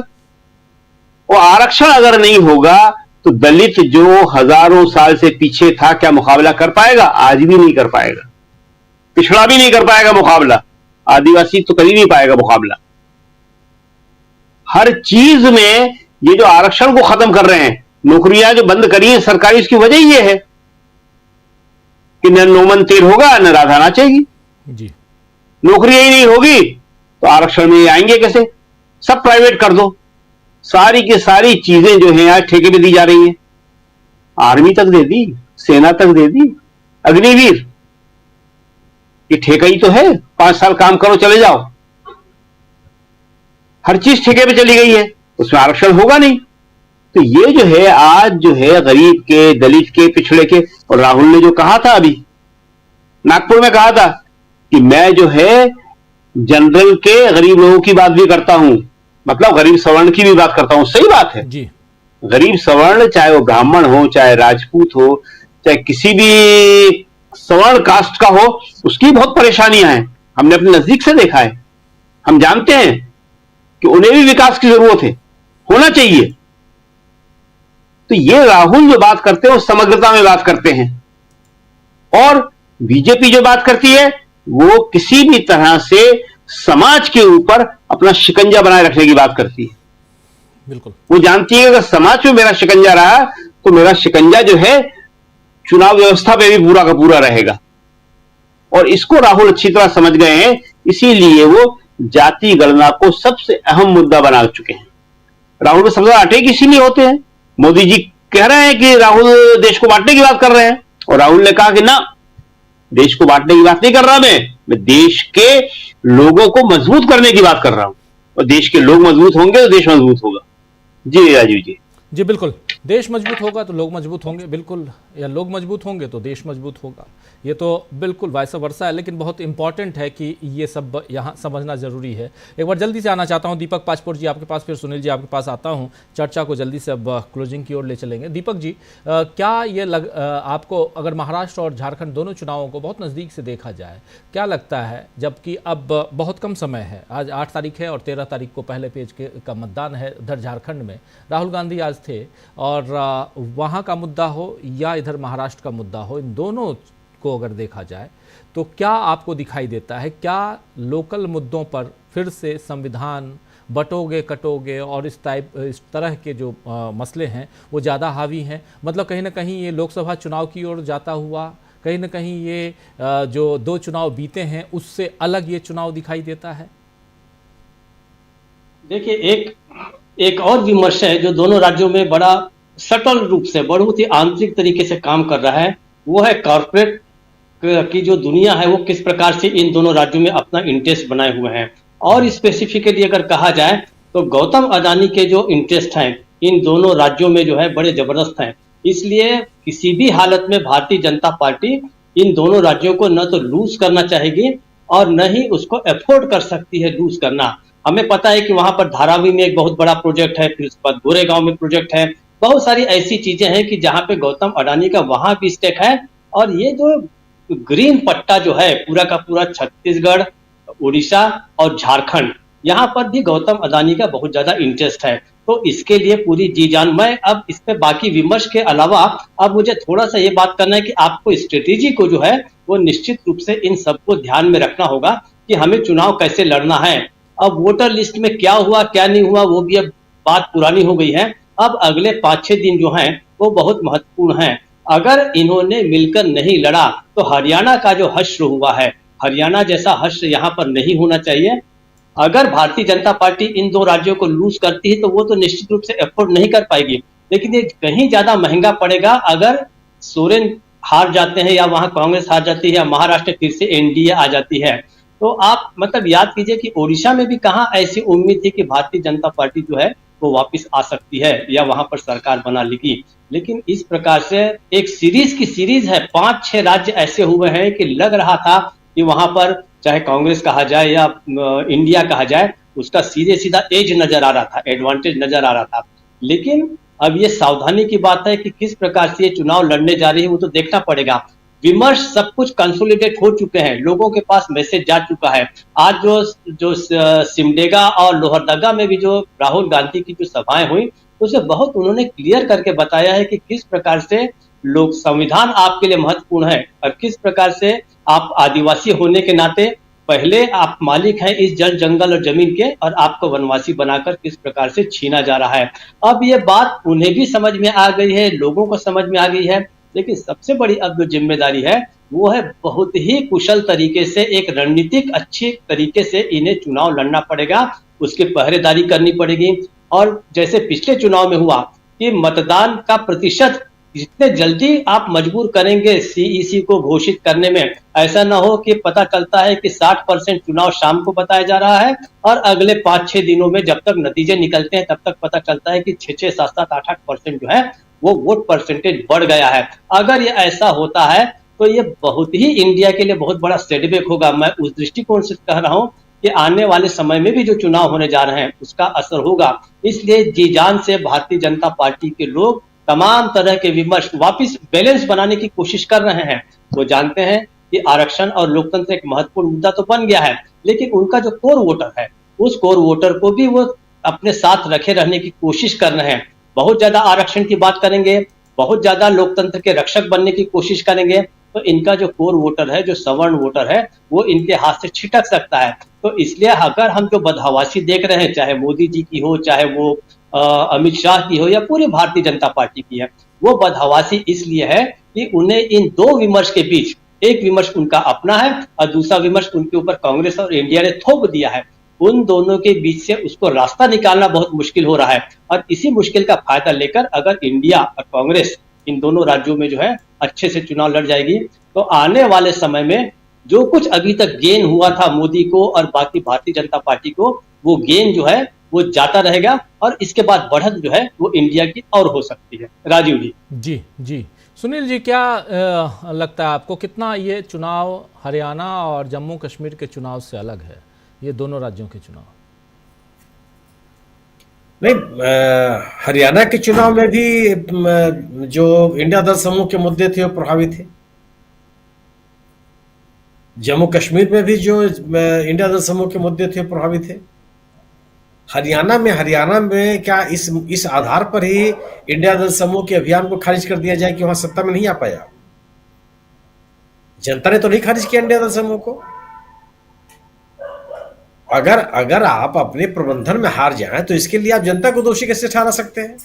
जी, जो सवाल थे, जो किसानों का सवाल था, जो आरक्षण का सवाल था, जो संविधान बचाने का मुद्दा था, कोई ऐसा मुद्दा नहीं था जिसपे जनता साथ में खड़ी हुई हो। अगर भारतीय जनता पार्टी 2014 की तुलना में अपना वोट 18% गंवा देती है, कांग्रेस अपना वोट प्रतिशत 11% बढ़ा लेती है, तो ये जनता ही तो वोट दिया वहां पे, अलग से तो कोई वोट पड़ा नहीं। और केवल ये तो मैं निजी तौर पे मानता हूं कि यह कोई ऐसा नहीं था कि इंडिया दल समूह या विपक्ष के द्वारा खड़े किए गए जो मुद्दे थे उनके प्रति लोगों के मन में कोई नाराजगी थी। हरियाणा में, हरियाणा का चुनाव कांग्रेस अपने प्रबंधन के कारण से हार गई, अपने उम्मीदवारों के चयन के कारण से हार गई। जनता बीजेपी के साथ खड़ी थी ऐसा नहीं है। आप देख सकते हैं कि कुल मिला के 10-12 सीटें ऐसी हैं जहां पे भारतीय जनता पार्टी ने गैर बीजेपी वोटों के बीच बंटवारा करने में सफल हो गई और उन्होंने अपनी सीटें बढ़ा ली, भारतीय कांग्रेस की सीटें कम हो गई। चुनाव लड़ना भी एक तरह का एक प्रबंधन है। उस चुनाव लड़ने के तौर तरीके को तो आपको समझना पड़ेगा। अगर आप अपने मतों के बंटवारों के रोकने की जो कोशिशें हैं बीजेपी के द्वारा, अगर उन कोशिशों का आप नहीं रोक पाएंगे तो आप जनता को दोषी मत ठहराइए। मेरा अपना मानना है कि हरियाणा का चुनाव ऐसा नहीं था कि जनता ने इंडिया दल समूह को खारिज कर दिया। जनता के द्वारा दिए जा रहे जन समर्थन को अपने पाले में रखने की ताकत नहीं रह गई थी कांग्रेस के पास, उसने उस तरह के प्रबंधन नहीं किए। आज क्या स्थिति है? आज कितने प्रयास कर लिए झारखंड मुक्ति मोर्चा को बंटवारे के लिए बीजेपी ने, क्या क्या नहीं किया। इसी 5 साल के दौरान 2 बार अपने विधायकों को लेकर भागना पड़ा था हेमंत सोरेन को, क्या नहीं किया। आते आते इन्होंने अपना एक नेता को तोड़ भी दिया, उम्मीदवारी को खतरे में डालने की कोशिश की, एक प्रस्तावक का अपहरण करने की बात की जाने लगी और उसे लगा कि उनको उम्मीदवार बना दिया जाएगा हेमंत सोरेन के खिलाफ। आखिर हेमंत सोरेन ने तो अपने बुते ही चीजों का मुकाबला किया हुआ है। जो इंडिया दल समूह में विभाजन की बात कर रही थी बीजेपी, वो नहीं कर पाई। सीटों के बंटवारे में या सीट शेयरिंग के मुद्दे पे कम से कम भारतीय जनता पार्टी की तुलना में दलों की संख्या ज्यादा होने के बावजूद इंडिया दल समूह ने अपना सीट शेयरिंग ठीक ठाक कर लिया। कांग्रेस, जेएमएम, सीपीआईएमएल और आरजेडी के बीच में, उसमें तो कोई ये हुआ नहीं। लेकिन निश्चित रूप से इंडिया दल समूह के बीच में जिस तरह की एकता होनी चाहिए थी वो निश्चित रूप से भारतीय जनता झारखंड में कम दिखाई पड़ी। कम से कम 4 विद्रोही उम्मीदवारों को समाजवादी पार्टी ने टिकट दे दिया। ऐसा नहीं हो सकता ना। अगर आप 2 चीजें हैं, अगर जो इंडिया दल समूह या इंडिया दल समूह की पार्टियों के नेता ये कहते हैं कि लोकतंत्र खतरे में है, तो फिर आप अपने निजी राजनीतिक ताकत की बात क्यों करने लगते हैं? फिर आप उस मुद्दे पे बात कीजिए, आप एकजुट दिखाई पड़िए। बावजूद इसके मेरा अपना मानना है कि राहुल गांधी क्या बात कर रहे हैं। राहुल गांधी कोई ऐसी बात थोड़ी कर रहे हैं जिसके लिए वो शोध करने की आवश्यकता है। वो कह रहे हैं कि जो आदिवासियों के अधिकार हैं वो उनको मिलने चाहिए। क्या भारतीय जनता पार्टी इस नैरेटिव के विकल्प में कोई नया नैरेटिव खड़ा कर लेगी? और ये आदिवासियों को लग नहीं रहा है। गोड्डा में जो बिजली उत्पादन का एक इकाई लगी अडानी साहब की वजह से, उससे क्या फायदा हो गया वहां के आदिवासियों को? न उसकी बिजली मिल रही है, न रोजगार मिल रहा है। किस बिना पर आपके उस निर्णय को आप उस निर्णय के साथ खड़े हो जाएंगे? राहुल गांधी आदिवासियों के जड़ जंगल जमीन की बात कर रहे हैं, आप बताइए कि आप करेंगे कि नहीं करेंगे? आप नया नैरेटिव ला रहे हैं कि आप घुसपैठिए आ रहे हैं, घुसपैठियों की वजह से पूरी डेमोग्राफी बदल रही है। भाई झारखंड में चली जाति जनगणना नहीं हुई, बिहार में तो हुई है।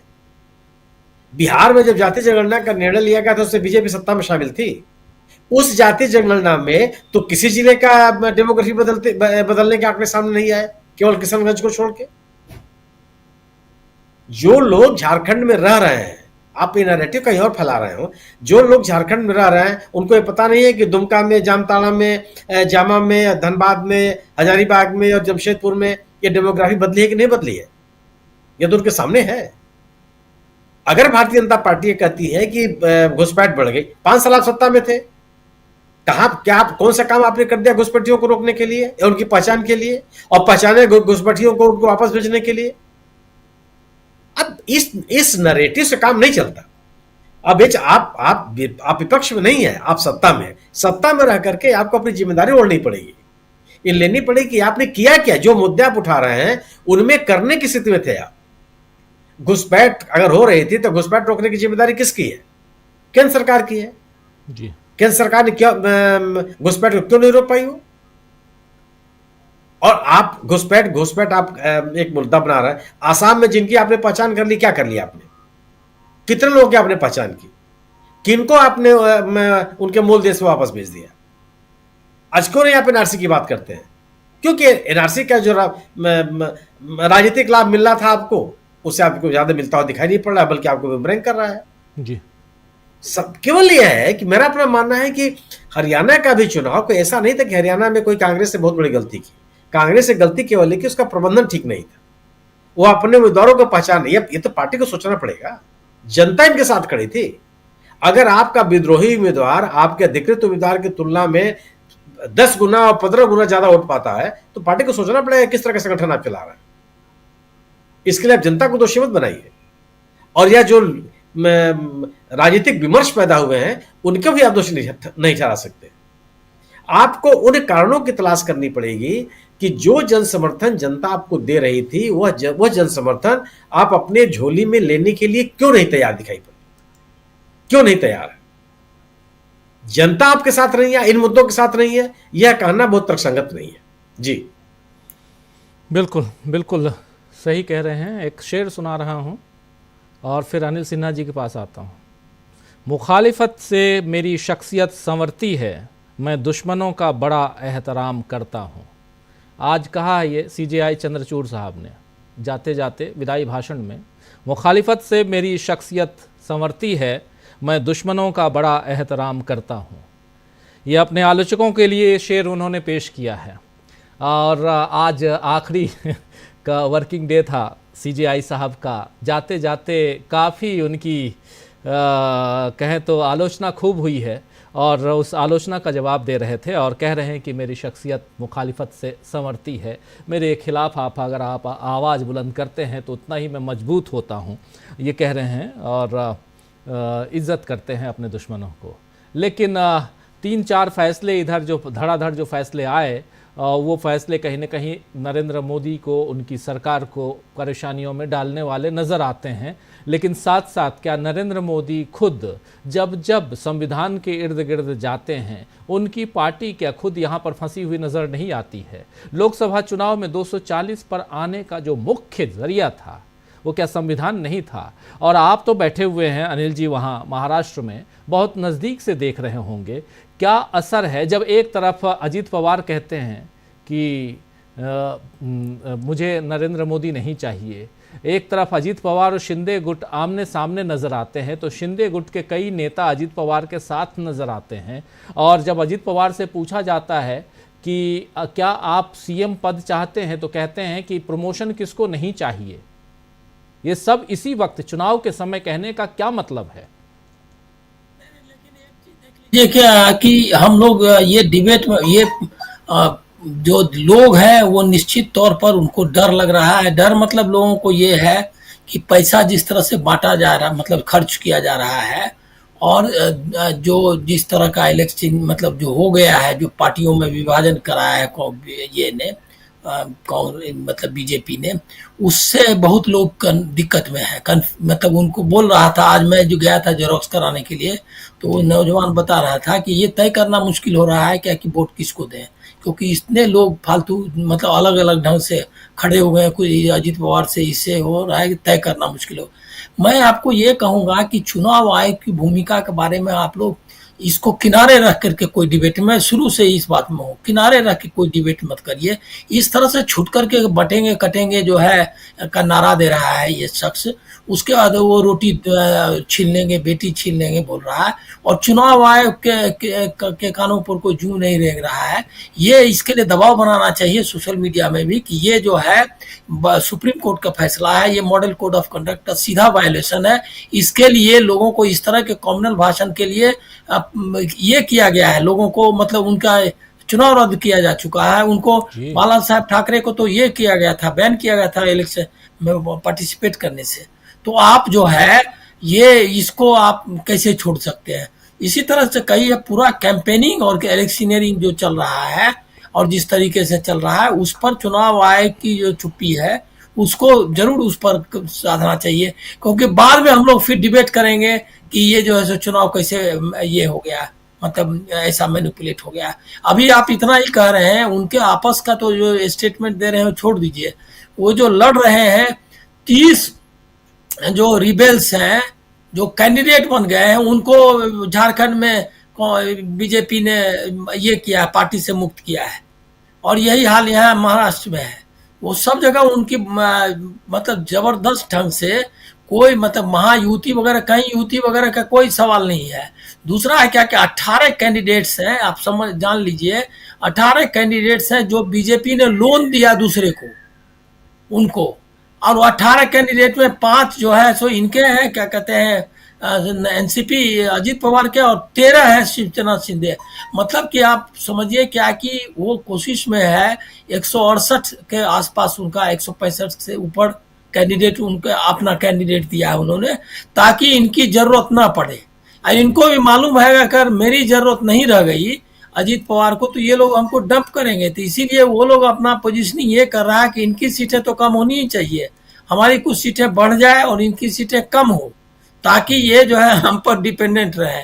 तो 100 सीटों से कम इनका आंकड़ा जाए, इसके लिए महायुति के जो बाकी दोनों ये है क्या कहते हैं दोनों दल हैं, वो भी प्रयत्नशील है कि बीजेपी 100 से ऊपर ना जाए किसी भी हालत में, ताकि सरकार बनाने की स्थिति में ना जाए, ताकि उनको डिपेंड अगर साथ में रहने की जरूरत पड़े तो उनको हमारी जरूरत रहे। तो ये तो उनका चल रहा है, कोई महायुति इलेक्शन नहीं लड़ रही है।